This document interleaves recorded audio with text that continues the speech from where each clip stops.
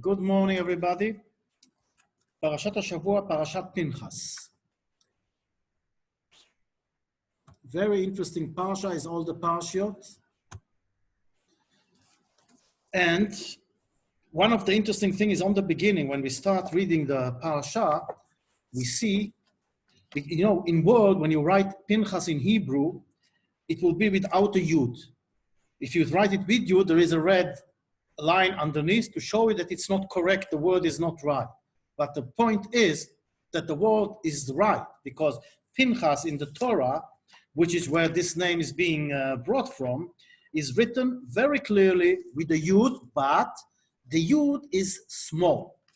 And that's why people don't see it. And when they think about Pinchas, they don't understand or realize that there is a yud inside. And what is the meaning of this small yud? So this brings us to the whole story.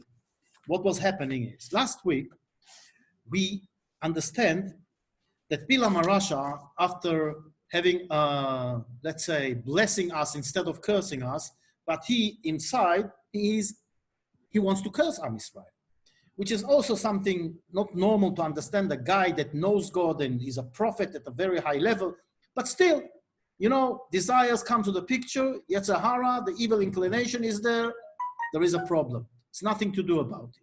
Anyway, when he goes, he gives a suggestion to Balak and tells him, how you're going to make Am Yisrael suffer? You have to make them sin. And one of the worst things that God really doesn't like is when you see, you call it adultery, you call it having not proper relationship between men and women. You have to make them get to the point that they're going to sleep with the girls from Moab, and then they are going to take the idol out of the pocket or wherever, and they're going also to bow to the idol, and then you cut them in the two worst things that you can. Avodat Elilim, the Gilui Arayot. But you cannot do it just like this. So what is he doing is putting a tent, a big, not a tent, like a canyon, a mall. Imagine to yourself a mall in the desert that is selling, how do you say pishtan in English? How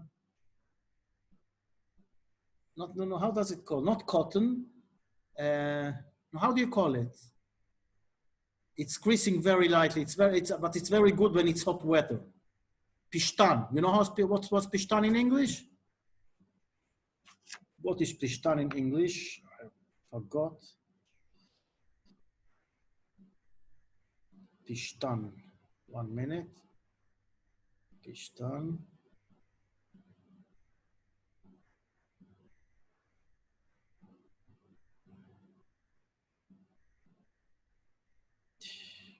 Pishtan. Pishtan.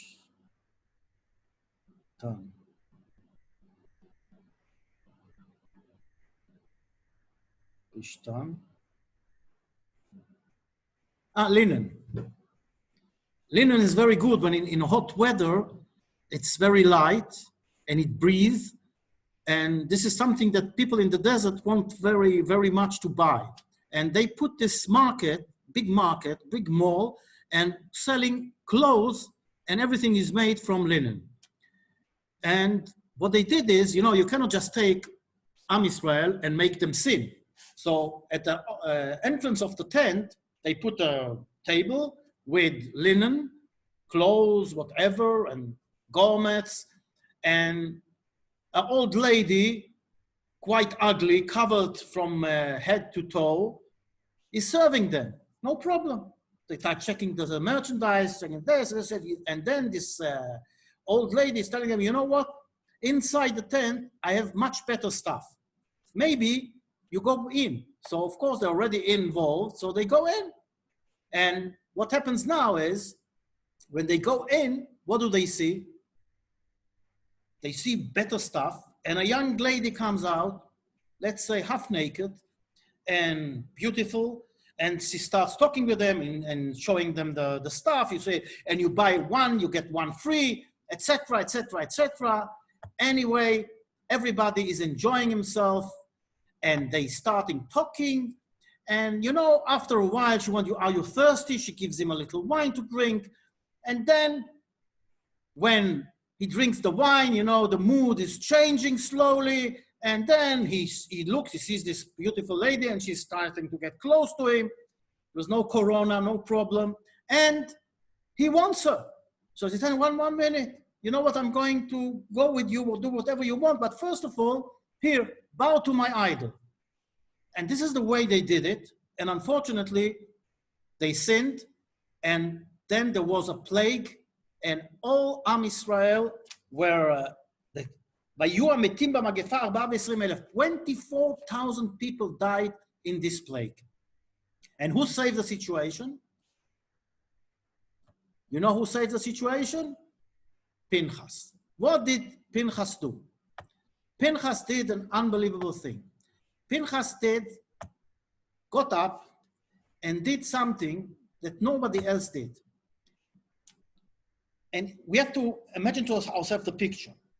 We're standing there, comes this guy with a girl from Midian, and he comes to Moshe Rabbeinu and starts talking with him and telling him, hey, you are sleeping with a Midianite, because the wife of Moshe was the daughter of Yitro. And what do you tell us not to do it? And everybody there is standing and crying. All the great people, all the Gdoilim, nobody's doing anything, crying. This is what you expect from your leaders. And this guy, Pinchas, gets up and he does the deed. He goes and kills this guy in the camp, in his tent. And there were so many miracles happening, because what he did was so heroic and so dangerous. It was risking his life. Let's say it was almost a suicide mission. Because imagine to yourself, this guy, Pinchas, going into the place of the Shevet, the tribe of Shimon, going into this head of Shimon, which we find out in our Parsha, that, by the way, last Parsha, they don't tell us who those figures are, who they are, no names, but in our Parsha, it's already written. Zimri ben Salu nesi bet Av Shimoni, Beshem Aisha, and the woman, Kosbi Batsur, Rosh Umat bet Av. So, first, it's very interesting why in the last Parsha didn't mention the names, and now they're mentioning it. But before we get into it, let's understand what Pinchas is really doing. So Pinchas is really risking his life in order to save the situation. And if we want to prove that he really saved the situation, what happens now? The plague stops. So everybody understands that what he did was the right thing, in the right time, in the right place. So why didn't anybody else do this? And it's really, if we think about it, nevertheless, the halacha says, this is the halacha, but you don't tell nobody to do like this, like Pinchas. Why? Because what Pinchas did was, or Chaim HaKadosh says, was in 3 points, that first of all, he did it without any involvement, personal involvement with what was going on. And he did it purely for God. Kinet kinati. He was jealous for God. Then he didn't do it hiding. He did it in front of everybody. And while doing this, he really risked his life,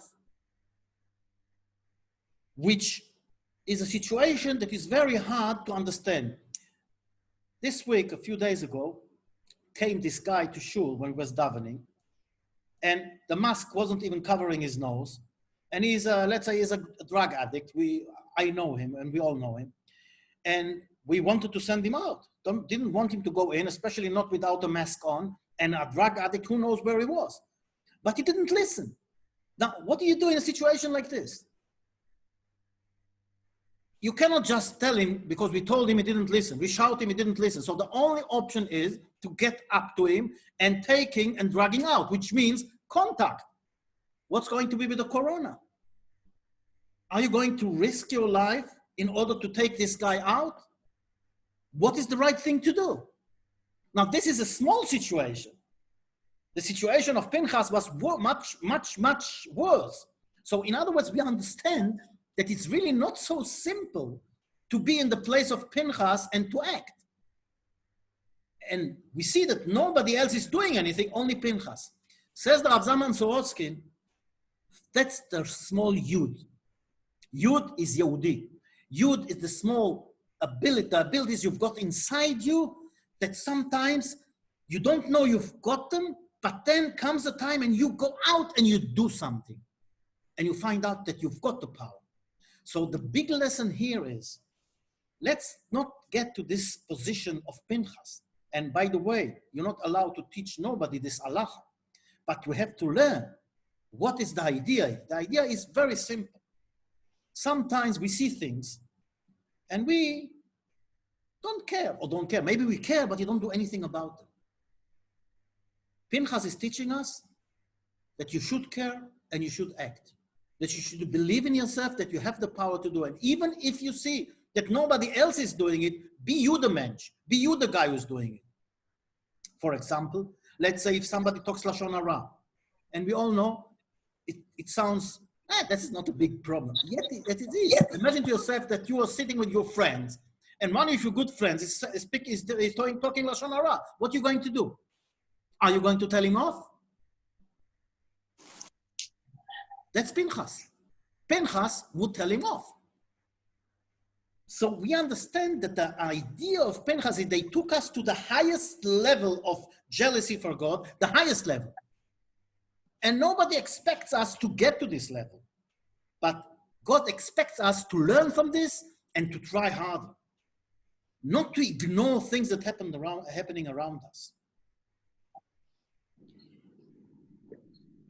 We're talking here about Zimri ben Salu. Zimri ben Salu was a president of the tribe of Shimon, one of the presidents. And we're talking here about Kizbi Batzor. Kizbi Batzor is the daughter of Tzor, of one of the leaders of Midian. Why is the Torah mentioning it now and last week he didn't mention it? Because last week the Torah is very careful with the honor of people. So when we talk about those two people doing what they did, the Torah doesn't want to mention the names because this is written forever. So why is the Torah telling us this week? Because this week, the Torah is telling us that Pinchas got a covenant of peace with God.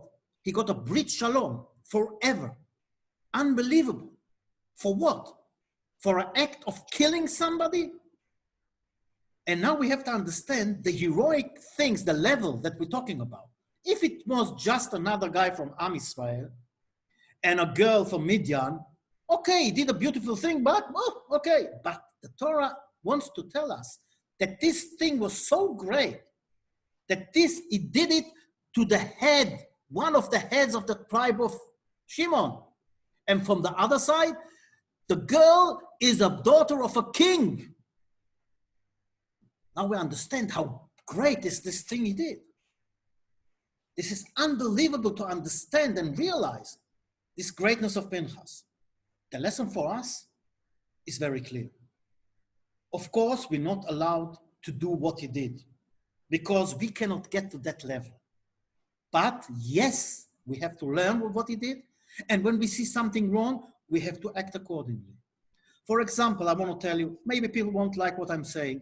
We have this, how do you say it, this gay parade, this, it's Ada Ga'ava.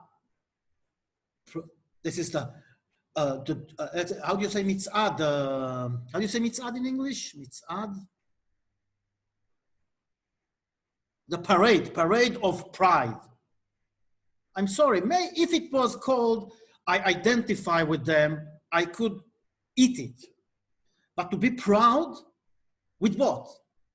And then I got on the Facebook a religious guy with a kippah that is with the colors of the how do you call it, the gay movement. And he's talking about that the Torah is not really against it, she's against only the act itself. But otherwise, you can hug, you can do this, you can do that, you can love a guy. And I'm telling myself, 1 minute, I want to understand this guy. This guy is distorted. What is Bilam Arasha saying last week? Tamot nafshi mot yesharim. I want to die like the righteous people. But he is crooked. And by the way, he is having relations with his donkey. So this is also something to be proud of. Now, am I allowed to do whatever I want to and justify it?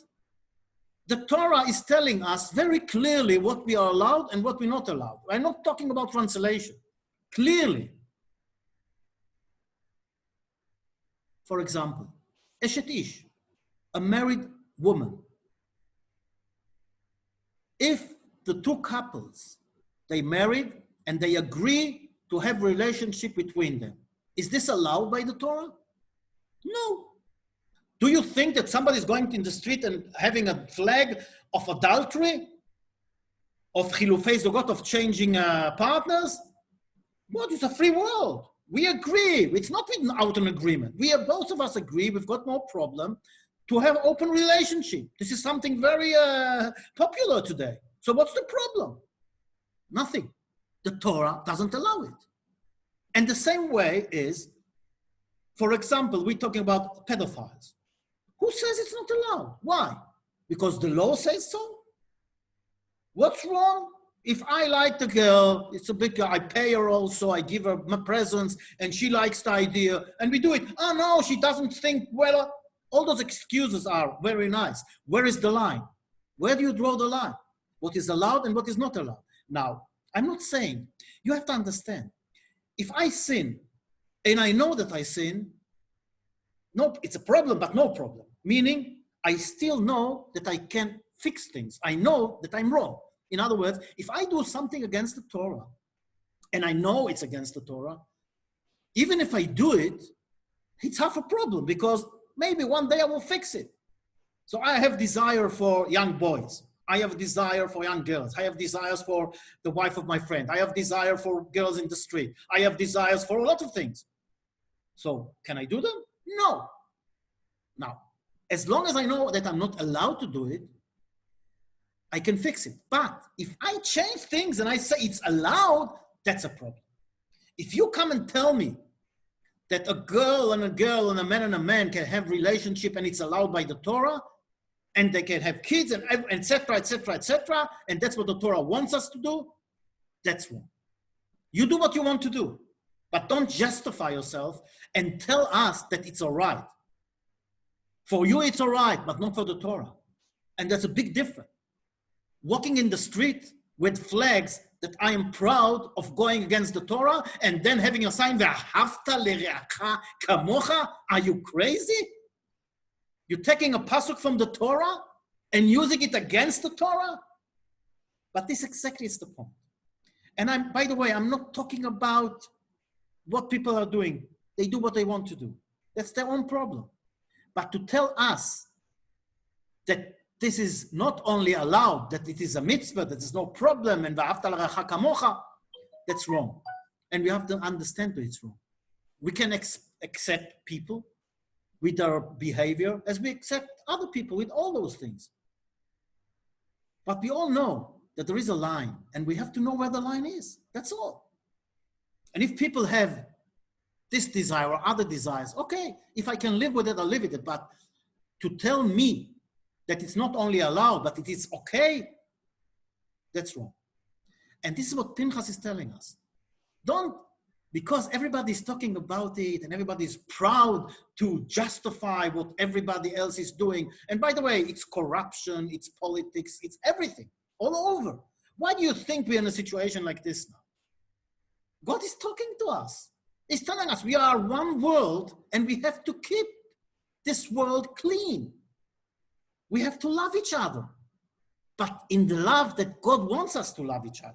A real love, a true love. You can love another guy, it's no problem. David and Yonatan, they loved each other. They loved each other more than anybody else can imagine to himself. But this was a pure love, no problem. So you have to make the definition between what it really is and between what you want it to be. And that is one of the reasons that what we're talking here about is a guy taking a girl, but generally speaking, it's no problem. But this, what he did, the way he did it, is a big problem. And that's what we're talking about. And when we look in our parsha, we see so many figures in our parsha, which we're trying to understand what's going on here. If you know how many figures we got in our parsha, I don't think there is a parsha that we have so many figures. And one of the interesting stories is that in the middle of everything, counting Am Yisrael, and think that it's a different counting. This time it's called everything is to his family. Normally it's to the tribes, names. Now it's counting by families. אלה משפחות הראובני. And then לזרח משפחת הזרחי. I'm just אלה משפחות השמעוני. We're talking about families. Why is this counting by families? What is the difference between this counting and the other counting? And then in the middle of this counting, they remind us of Datan v'Aviram, and they tell us another interesting, unbelievable thing. Ubnei Korach lo metu. The children of Korach didn't die. If you remember, there was this machloket Korach a few weeks ago, and in this machloket, Korach and all his people died, and also Datan v'Aviram died. And nobody is telling us then that the sons of Korach were saved. So why is it mentioned here and not in the when it happens?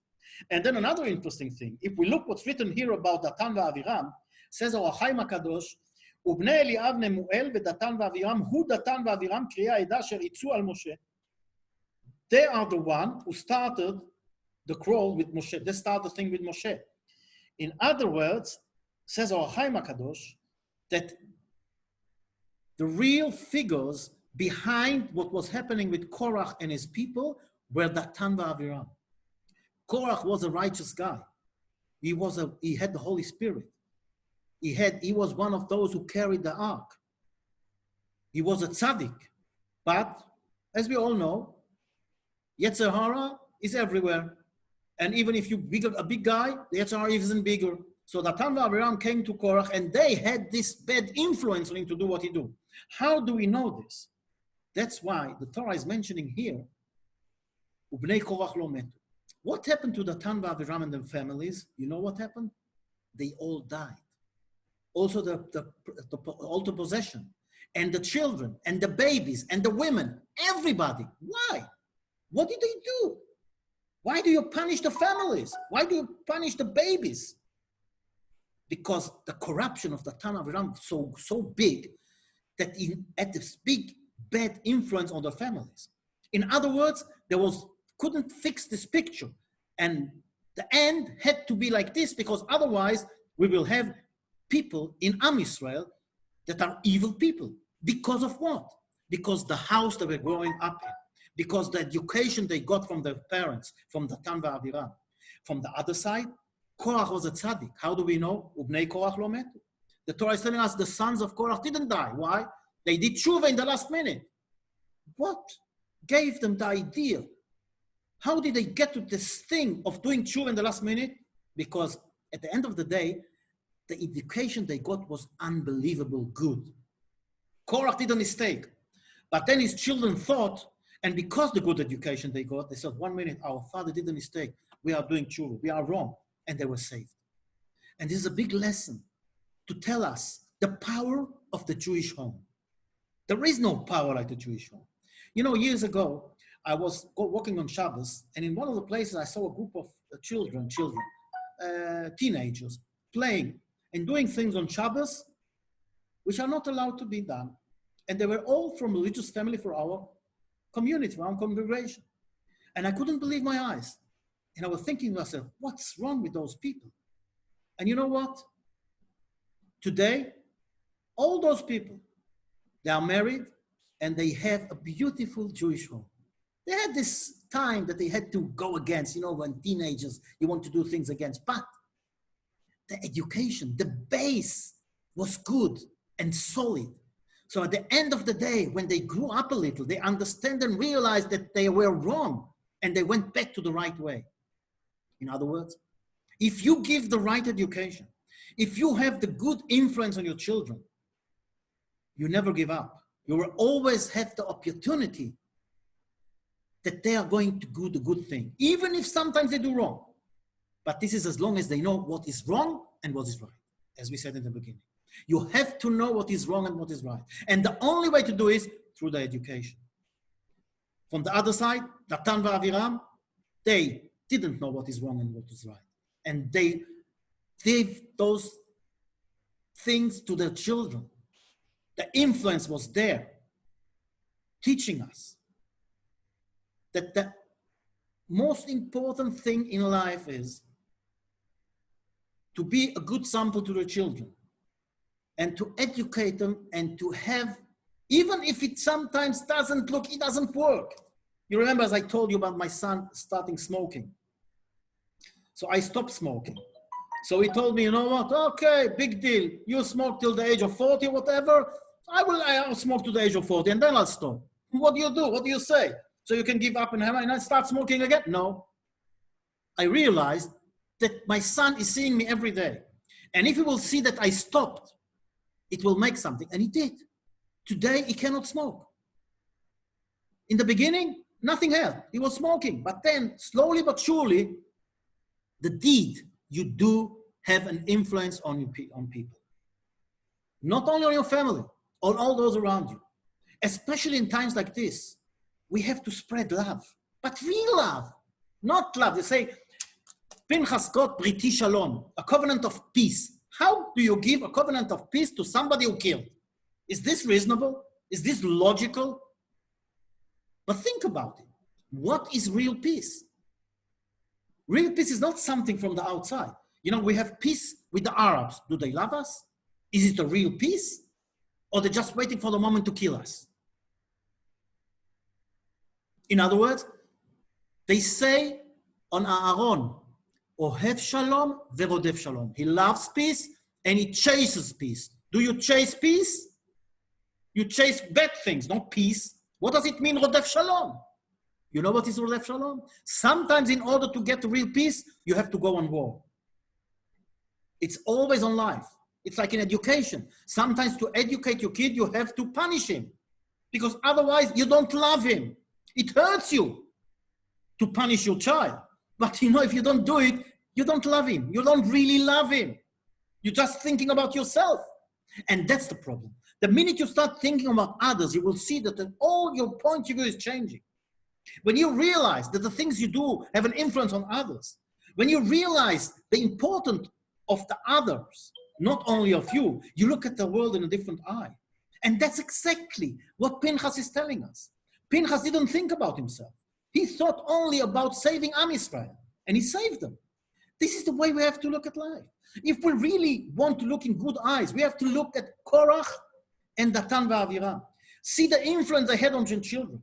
Even though they sinned. In other words, you can do things, and sometimes you can go on the wrong side. But if you have a good base, there's always the chance that you will go back to the right way. This is one of the big lessons of our Parsha. To understand and realize the power of good education. The power that each one of us got inside. This is the small youth. This small youth, Pinchas, you don't see, but each one of us got it. Each one of us can do great things. But we have to understand that there is a power inside us and not always, okay, who am I to do anything about this? That's not the solution. If we want to fight a plague, we have to start love each other and start thinking about others, not only about ourselves. And the minute we'll start thinking about others, you will see that the real peace sometimes you have to go on war. Rodef Shalom. What Aaron did, sometimes he chased the peace. He did war instead of peace, but right for what? To have the real peace. What is real peace? Shalom is shlemut, is perfection, is the peace between the inside and the outside. That's the real peace. The peace between us and the Kodesh Baruch Hu. That's the real peace. There is no other peace. All other peace is like only from the outside, and we know it. You see people shaking hands. Does it mean that they love each other? They're in peace. So what? Is there a real peace? We all know that sometimes for real peace, you have to go on war. And this is the blessing from Pinchas. Pinchas he killed somebody. But in killing him, it's like, when you talk about killing, it's in a spiritual world. Going in the way of the Torah is living. Going on the wrong way is dying. In other words, when you kill, the killing of Pinchas means I killed the wrong way. And I went on the right way. So what I would like to bless all of us is to learn to go on the right way and to understand and realize what is real peace and what is the truth and what is a lie. To understand and realize that each one of us got a lot of powers. This is a small Yud in Pinchas.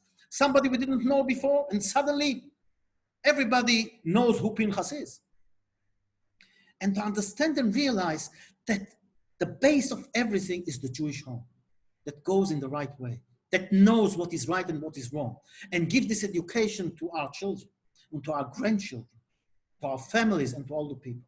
And if we do this, Be'ezrat Hashem, there will be no more plagues.